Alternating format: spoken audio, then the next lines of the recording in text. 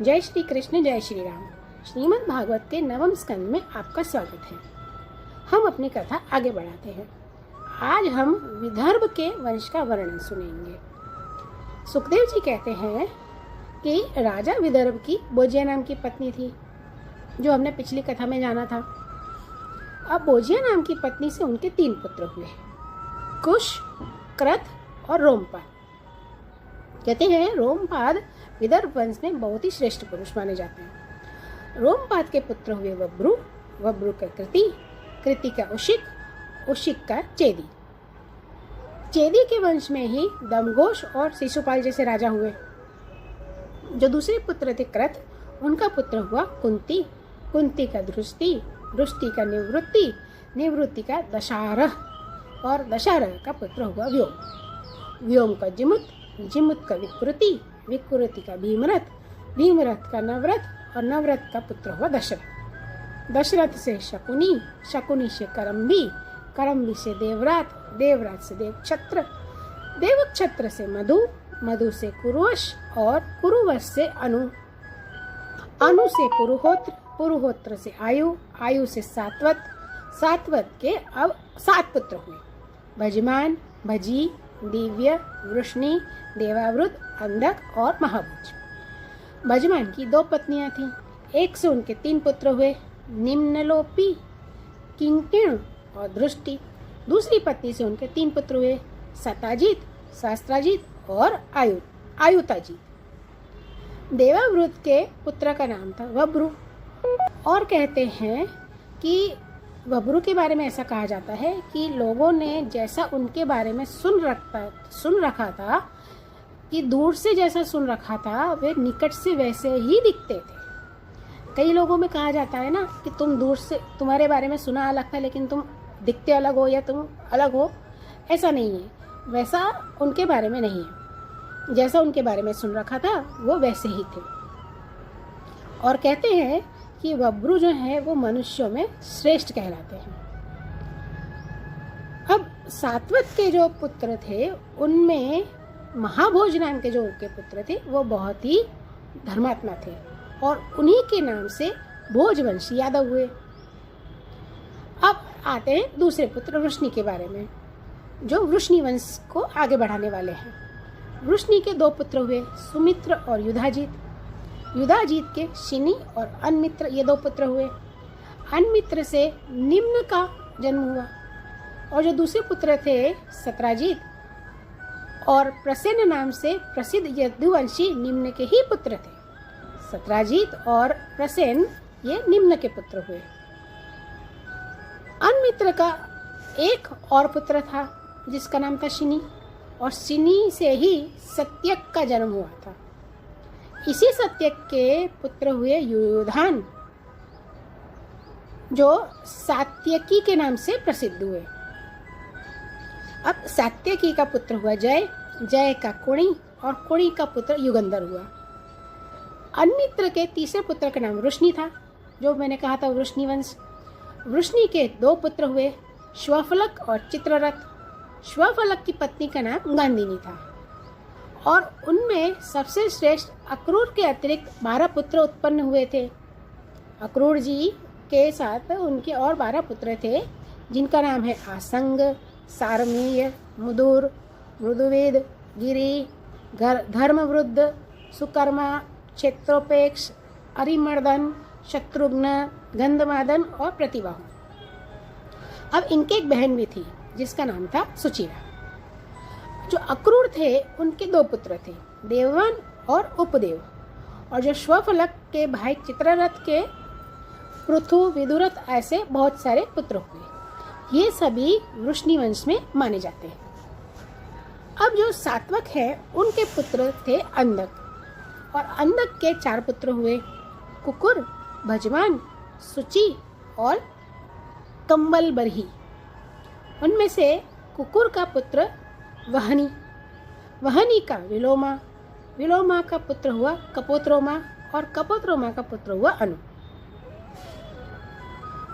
अनु का पुत्र हुआ अंधक और अंधक का पुत्र हुआ दुंदुबी, दुंदुबी का अरिध्योत, अरिध्योत का पुनर्वसु, पुनर्वसु का आहुक और आहुक के साथ आहुकी नाम की एक कन्या भी हुई।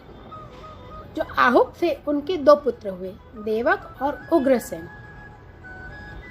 उग्रसेन याद रखना। देवक के 4 पुत्र हुए, देववान, उपदेव, सुदेव और देववर्धन। अब आप ये देखिए, उग्रसेन और देवक 2 भाई हैं, जिनमें से देवक जो हैं उनके 4 पुत्र हैं और 7 पुत्रियां हैं। देवक के 4 पुत्र हुए, देववान, उपदेव, सुदेव और देववर्धन। इनके साथ में उनकी 7 पुत्रियां भी हैं।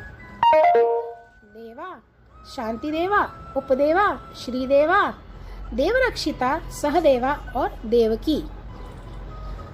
और वसुदेव जी ने इन सभी 7 बहनों के साथ में विवाह किया था। ठीक है। और जो देवकी, ये जो 7 बहनें हैं और 4 भाई, इनके पिता हैं देवक। अब देवक के भाई उग्रसेन मतलब देवकी के चाचा। उग्रसेन जो हैं उनके 9 लड़के थे, कंस, सुनामा, न्यग्रोध, कंका, शंकु, सुहयु, राष्ट्रपाल, सृष्टि और तुष्टिमान। और उनकी 5 कन्याएं थी, कंसा, कंसवती, कंकाल, सुहु और राष्ट्रपालिका।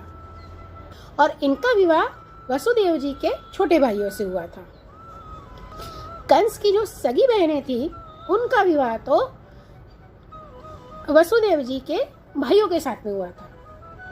और देवकी, ये जो 7 बहनें थी जो कंस के चाचा ताऊ में आती हैं, उनका विवाह वसुदेव जी के साथ में हुआ था।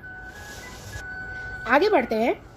चित्ररथ के पुत्र विदुरथ से सूर, सूर से बजमान, बजमान से सिनी, सिनी से स्वयंभोज और स्वयंभोज से रदिक का जन्म हुआ। रदिक के 3 पुत्र हुए, देवबाहु, शतधन्वा और कृतवर्मा। अब जो सूर थे, सूर की पत्नी का नाम था मरीषा। उनके गर्भ से 10 पुत्र हुए। जो हम सूरसेन कहते हैं, वे उनकी पत्नी का नाम था मरीषा और मरीषा के 10 पुत्र हुए। जो पुत्र हैं वे हैं वसुदेव, देवभाग, देवश्रवा, आनक, श्रंजय, श्यामक, कंक, शमीक, वत्सक और वृक। मतलब भगवान श्री कृष्ण, जिन्हें हम वासुदेव कहते हैं, उनके पिता वसुदेव, वे 10 भाई थे। आगे बढ़ते हैं। वसुदेव जी के जन्म के समय देवताओं के नगाड़े और नौबत स्वयं ही बजने लगे थे, इसीलिए उन्हें आनक दुंदुबी भी कहा जाता है। वसुदेव जी का दूसरा नाम आनक दुंदुबी भी कहा जाता है। वे ही भगवान श्री कृष्ण के पिता हैं। अब वसुदेव जी की 5 बहनें थीं। वसुदेव जो 10 भाई हैं, उनकी 5 बहनें भी थीं। पृथा, जिन्हें हम कुंती भी कहते हैं, पृथा, श्रुतदेवा, श्रुतकीर्ति, श्रुतश्रवा और राजादी देवी। कहते हैं वसुदेव के पिता सूरसेन के एक मित्र थे कुंती भोज। कुंती भोज को कोई संतान नहीं थी, इसीलिए सूरसेन ने उन्हें पृथा नाम की अपनी सबसे बड़ी कन्या गोद दे दी। पृथा ने दुर्वासा ऋषि को प्रसन्न करके उनसे देवताओं को बुलाने की विद्या सीख ली। एक दिन उस विद्या के प्रभाव की परीक्षा लेने के लिए पृथा ने मतलब कुंती ने भगवान सूर्य का आह्वान किया। और जैसे ही उन्होंने आह्वान किया, भगवान सूर्य वहां आ पहुंचे। उन्हें देखकर कुंती का हृदय एकदम विस्मय मतलब आश्चर्यचकित हो गया। और फिर उन्होंने कहा कि भगवान मुझे क्षमा कीजिए, मैंने तो ऐसे ही आपकी परीक्षा करने के लिए आपको बुलाया था, कि मैं जानना चाहती थी कि ये जो विद्या सीखी है ये क्या सफल है, क्या मैं इसका प्रयोग कर सकती हूँ। अब आप पधार सकते हैं, अब आप आए हैं तो अब आप वापस भी चले जाइए। सूर्यदेव ने कहा कि मेरा दर्शन निष्फल नहीं हो सकता, इसलिए अब मैं तुम्हें एक पुत्र देना चाहता हूँ। और उन्होंने कहा कि इससे तुम्हारी पवित्रता तो मलिन नहीं होगी, लेकिन तुम्हें एक पुत्र प्राप्त होगा। यह कह करके भगवान सूर्य ने उन्हें एक पुत्र दिया और वे फिर वहां से चले गए। अब जो प्रथा है, कुंती वे डर गई कि वे तो कंवारी हैं और उन्हें एक पुत्र कैसे आ गया। तो लोक निंदा के कारण वे डर गई और इसीलिए उन्होंने उस बालक को नदी के जल में छोड़ दिया। और उसके बाद प्रथा जो है, कुंती उनका विवाह राजा पांडु से हुआ। अब जो प्रथा है, उनकी छोटी बहन श्रुतदेवा का विवाह करूप देश के राजा वृद्ध शर्मा से हुआ और उनके गर्भ से दंतवक्र का जन्म हुआ। ये वही दंतवक्र हैं जिनको सनक आदि ऋषियों ने श्राप दिया था। कहते हैं कि सनक आदि ऋषियों ने भगवान विष्णु के 2 द्वारपालों को श्राप दिया था, जिसकी वजह से उन्होंने 3 बार इस पृथ्वी पर जन्म लिया। एक थे रावण और कुंभकर्ण, दूसरे थे हिरण्यकश्यप और हिरण्याक्ष, और तीसरे थे शिशुपाल और दंतवक्र। तो श्रुतदेवा का विवाह जो वृद्ध शर्मा से हुआ था, उनके पुत्र हुआ दंतवक्र। केकई देश के राजा धृष्टकेतु के श्रुतकीर्ति से विवाह हुआ। उनके संतर्दन आदि जैसे 5 कैकेयी कुमार हुए, 5 पुत्र हुए, जिन्हें कैकेयी कुमार कहा जाता है।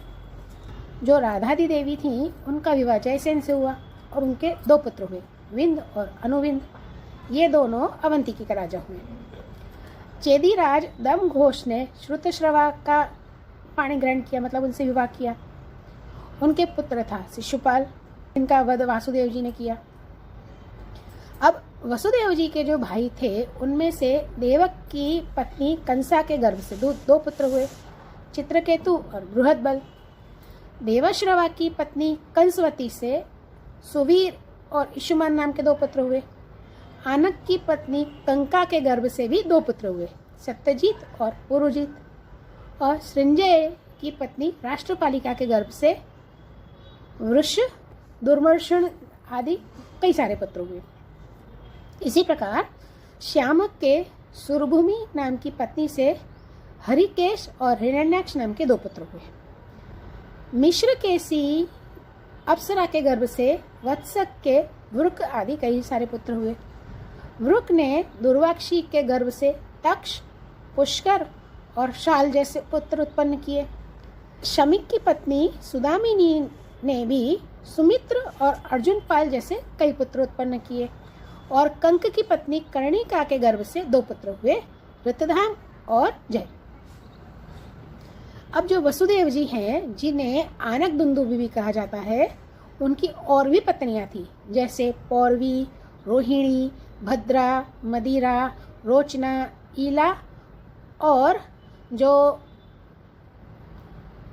देवकी। जो 7 बहनें थी, वे भी उन्हीं की पत्नियां थी। मतलब वसुदेव जी की कई सारी पत्नियां थी।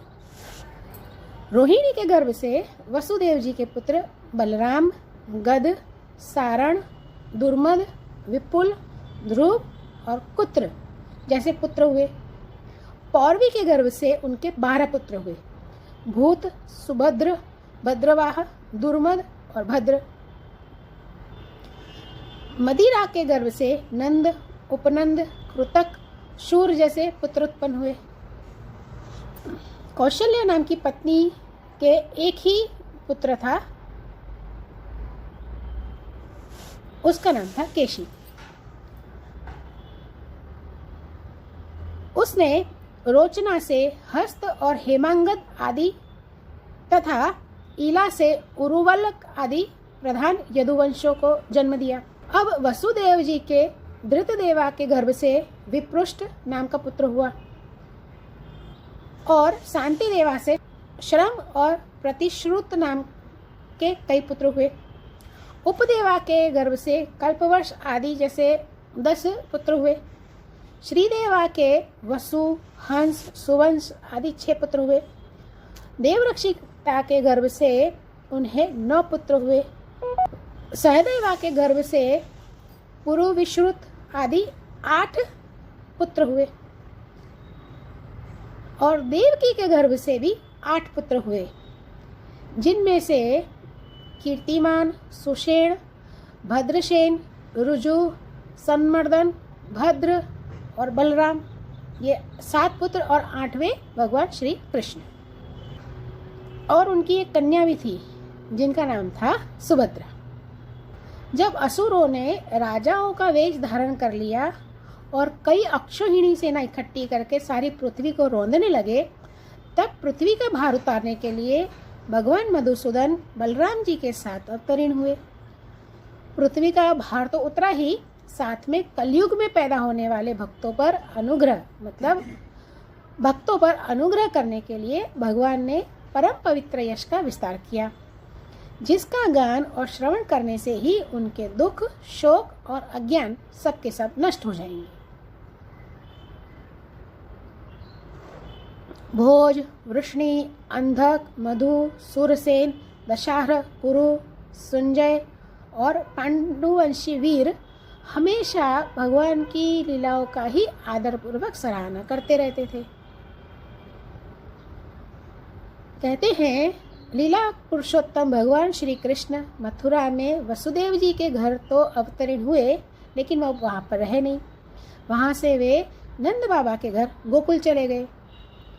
वहाँ अपने प्रयोजन के हिसाब से जो ग्वाल, गोपी और गौओं को सुखी करना था वो पूरा करके मथुरा वापस लौट आए, व्रज में लौट आए। मथुरा तथा द्वारका में रहकर अनेकों शत्रुओं का संहार किया, बहुत सी स्त्रियों से विवाह करके हजारों पुत्र उत्पन्न किए और साथ में ही लोगों को अपने स्वरूप का साक्षात कराने वाली अपनी वाणी स्वरूप श्रुतियों की मर्यादा स्थापित करने के लिए अनेक यज्ञों द्वारा भगवान स्वयं ने ही अपना ही यजन करवाया। कौरवों और पांडवों के बीच में जो आपस में जो कलह उत्पन्न हुआ था और उस कलह से पृथ्वी का बहुत सा भार हल्का कर दिया और युद्ध में अपनी ही दृष्टि से राजाओं की बहुत सी अक्षौहिणी सेनाओं का ध्वंस किया। साथ में ही उन्होंने अर्जुन की जीत का डंका पिटवाया और उद्धव जी को आत्म तत्व का उपदेश दिया और फिर वे अपने परम धाम को सिधार गए। आगे की कथा में हम भगवान श्री कृष्ण के जन्म और उनकी लीलाओं का वर्णन सुनेंगे। यहाँ तक की कथा आपको कैसी लगी कृपया कमेंट करके ज़रूर बताइएगा। धन्यवाद।